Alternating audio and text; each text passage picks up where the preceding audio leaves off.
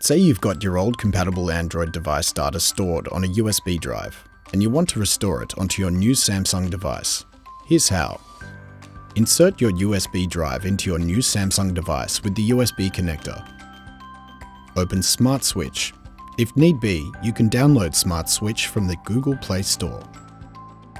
In the top right menu, select Transfer via External Storage.